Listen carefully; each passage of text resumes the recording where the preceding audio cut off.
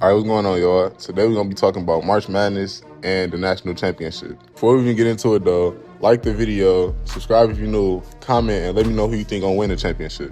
Now, first, I want to start off by talking about Michigan, all right? Now, I'm a little biased because I do live in Michigan. I am a Michigan fan, but they smacked Arizona, bro. And not gonna lie, even as a Michigan fan, I had my doubts going into the game. Like, Arizona is a great team, and they had an amazing season. But for Michigan to come out and dominate them like that is crazy. And I think they are the best team in college, not gonna lie. And the fact that Jackson Lindenborg didn't even play that much, I think he played like 15 minutes or something like that. He only had maybe like 11 points, and Michigan still dominated like that without their best player. It's crazy. You got Ademara, who literally can't be stopped in the paint. They throwing lobs anywhere near the hoop, he catching it and dunking it. Then you got Trey McKinney came off the bench. He had like 16. Then you got Elliot Cadeau running the show. He feel like he been in college forever the way he played. Between him and Amari Burnett, those are what I call professional college players because they so poised in the moment. I really think what got Michigan to this point was their experience and the fact that they just got too much bullets in the cannon. Not to mention the fact that they lost in the Big Ten tournament, so that clearly lit a fire under them. And not only have every game in the national tournament been a blowout, they haven't scored under 90 points. Now, I know a lot of people might not like this Michigan team, but, nigga, this is an all-time great college team, bro. And I don't know the specific facts on this, but this has to be one of the best postseason runs in sports history, like any sports period. Now, if you go to the other side of the coin, you got a very disciplined and very well-coached UConn team. Now, UConn don't have the numbers like Michigan do. They haven't scored over 90 points not one time in the tournament. But let's also not confuse that for saying they haven't won big games, because they beat a Michigan State team that a lot of people thought was going to at least make it to the Elite Eight, Final Four. And then they also upset Duke, who a lot of people thought was going to be the eventual champions. Not to mention they play for who I feel like is the best coach in college basketball right now, Dan Hurley. I would love to play for him, man. This nigga headbutted the ref after they hit a game winner. Who does that?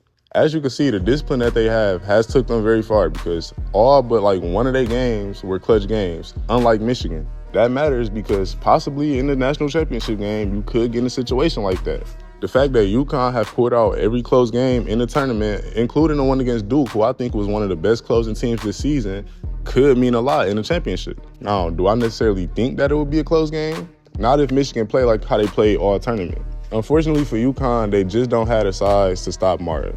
Now, if you ask me, he should be public enemy number one. Because if you don't stop him, you can't stop nothing else. Like, yes, Jackson Lindenborg is very good, but I would rather take the chances of him getting going than Ademara catching oops all day long.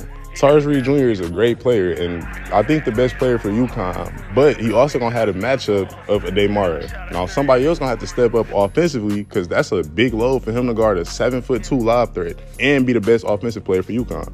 This means that somebody like Braylon Mullins is going to have to step up and have a huge game, which I think he definitely can do that. Solo Ball, Silas Demery, I think they both can have big games, but I just don't think they're going to be able to outscore this Michigan team. Like 90 points, they haven't scored under 90 points. UConn is a team with great defenders, and they do play hard. I'll give them that. But I don't think they have the star power to match up with Michigan. Again, 7'2" lob threat. Jackson Lindenborg playing out his mind, the depth of Michigan, the experience of Michigan, too many bullets in the cannon. It's almost like, what can you do at this point? Unfortunately for UConn, Michigan also matches up almost perfectly with them. Now, it's a good thing I'm not Dan Hurley right now, but if I were, I would start the 7'1" big man that normally come off the bench. Now, I know that he a true freshman, and starting a true freshman over an experienced player in the national championship is crazy, but it's almost like, what else do you do? Who do you start out on Ademara? Even if you don't start him, he has to play upwards of 20 to 25 minutes. To me, it's imperative that he shares the floor with Tyrese Reed because he's going to need a break from guarding Mara. On that exact same token, if I'm Michigan, I'm attacking Tyrese Reed. Not because he's a bad defender, but because he's going to need a break. High screen and rolls, whether that be with Elliot Cadeau or Lindenborg or Amari Burnett or Trey McKinney, drag Reed out as far as you can so that way you can throw the lobs to Mara. Or if nothing else, you're still dragging them out so that way you can force them to scramble and recover. That's how you get fouls, and that's how you get them tired, things of that nature. One thing about Michigan I will say is that typically when they score early in games, it's from the fast break. Now, if you're UConn, how do you combat that? Obviously, take care of the ball, which is, I think, probably going to be the most important thing, at least in the first half of the game. I do believe that if you can force a slow start from Michigan, then you have a much better chance than them getting out running early, getting dunks, getting hype, getting layups, getting and ones, things like that. The fact that these are two disciplined and Michigan is very experienced teams, I don't think that we'll see a lot of turnovers on either end from either team. I do think that this will be more of a half-court game. Not to mention, Yaxel Lindenborg isn't 100%. He hurt his ankle last game, and his knee was hurt prior to that, I think. As of right now, do I think this will be a close game? Absolutely not. I got Michigan winning in blowout fashion. But if it is a close game, it's because UConn is very disciplined. I really could see them getting a couple people in foul trouble, and I could see them not turning the ball over and getting some key defensive stops. But I think it's more likely that Michigan dominate like they dominated everybody else throughout the tournament. I will say I thought that Arizona and Duke were the teams to beat, and both of these teams beat both of those teams. I just think that Michigan win against Arizona was more of a statement than the UConn win against Duke. To beat Michigan, you have to score the ball. You don't have to score more than 90 points, and I don't think UConn will do that.